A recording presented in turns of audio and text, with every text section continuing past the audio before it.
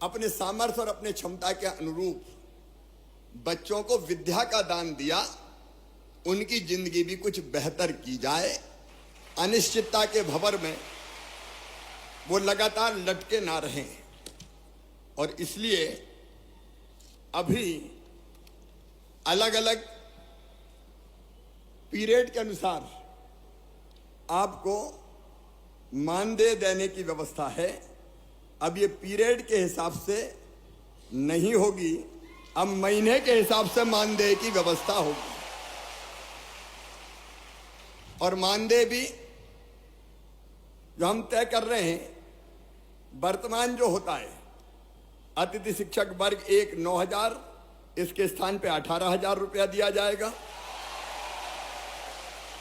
अतिथि शिक्षक वर्ग 2 7,000, उसकी जगह 14,000, और 3 को 5,000 की बजाय 10,000 रुपया ये मानदेय किया जाएगा। और अभी शायद हर महीने करते हैं अनुबंध, क्या करते हैं साल का, तो अब बीच में कोई भी गैप नहीं होगा। एक बार अनुबंध हो गया तो पूरे साल चलेगा, क्योंकि कुछ समय पढ़ाए वो उस समय करें क्या, आखिर उनकी भी तो जिंदगी का सवाल है।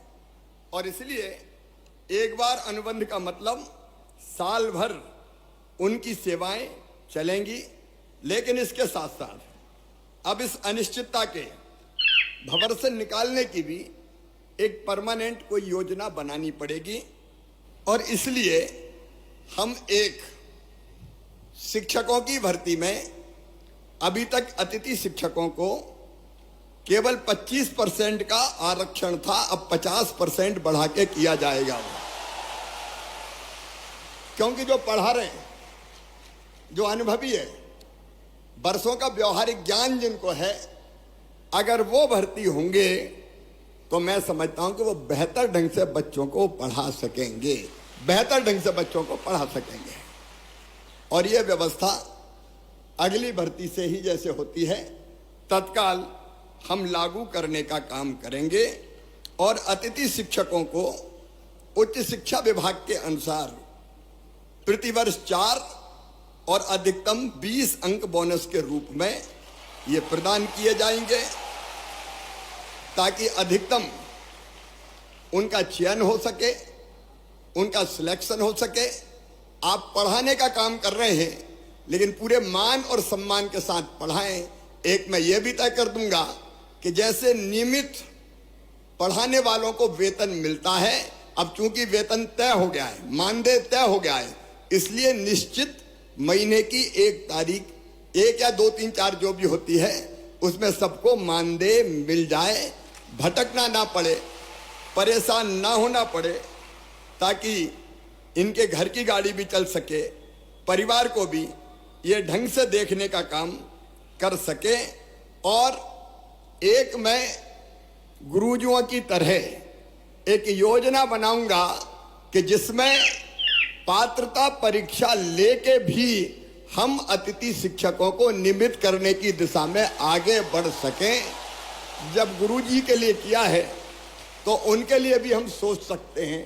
केवल जो आरटीए के अंतर, आपको पता है शिक्षा का जो कानून है आरटीई, उसके अंतर्गत डीएड बीएड वाली जो बाध्यताएं हैं वो हम रिलैक्स नहीं कर सकते, क्योंकि वो केंद्रीय कानून है। लेकिन उसको छोड़ के मेरी इच्छा है कि तुम सब नियमित हो जाओ, ढंग से पढ़ाओ, बच्चों को भी ठीक से पढ़ाओ, और बच्चों के साथ साथ अपने परिवार का भी आप ध्यान रख पाए। आपने इतने दिन में जहां गया बहुत अनुशासित तरीके से अपनी बात रखने का काम किया। मैं जहां जाता था मेरे अतिथि शिक्षक मित्र मिलते थे और बड़े अनुशासित ढंग से अपनी बात करते थे। मेरी आपसे इतनी अपील है कि मैं आपकी चिंता करूंगा, भारतीय जनता पार्टी की सरकार आपकी पूरी चिंता करेगी। आपकी जिंदगी अनिश्चित हम नहीं रहने देंगे, निश्चितता लाकर ही रहेंगे। कई कदम मैंने आपको बता दिए, लेकिन आपसे भी मेरा आग्रह है कि शिक्षक का मतलब सामान्य सेवा नहीं है, यह है बच्चों का भविष्य बनाने का काम। आज जो बच्चे पढ़ेंगे वही मध्य प्रदेश बनाएंगे, वो ही अपने देश को बनाएंगे।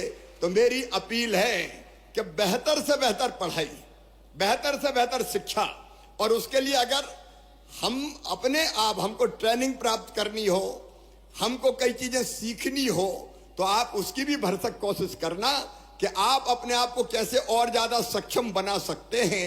शिक्षकों का भाषण नहीं बोलता, शिक्षकों का आचरण बोलता है, प्रभावित वही करता है।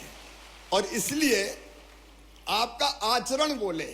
आपको देख के देखो, मैं आज जो कुछ हूं, मैंने अनेकों बार कहा है, मैं आज फिर कह रहा हूं कि मैं जो कुछ हूं आज, उसमें सबसे बड़ा योगदान है तो मेरे माता पिता के बाद मेरे गुरु, मेरे शिक्षक श्री रतन चंद जैन जी का है। मैं उनको बारंबार प्रणाम करता हूं। गुरु चाहे तो बच्चों की जिंदगी बदल दे, और इसलिए अपने यहां कहा है, गुरु गोविंद दोऊ खड़े काके लागू पाए, बलिहारी गुरु आपकी गोविंदिया बताए, गोविंदियो बताए। शिक्षा वो है जो मनुष्य को मनुष्य बना सके, शिक्षा वो है जो मुक्ति दिला सके। सा विद्या या विमुक्तये, शंकराचार्य जी महाराज ने कहा था। इस लोक में भी और परलोक में भी मेरे प्रिय भांजे और भांजी हो, मैं यही आग्रह आपसे। देखिए, मैं सरकार नहीं चलाता, मैं परिवार चलाता हूं, परिवार चलाता हूं। शायद ये पहली बार है जब मैंने मध्य प्रदेश के जितने हमारे साथी हैं कर्मचारी, उनकी ऐसी पंचायत बनाई। कोई की हिम्मत है कि पंचायत बुला ले, ये मामई की हिम्मत है कि पंचायत बुलाता है और चर्चा करके समझ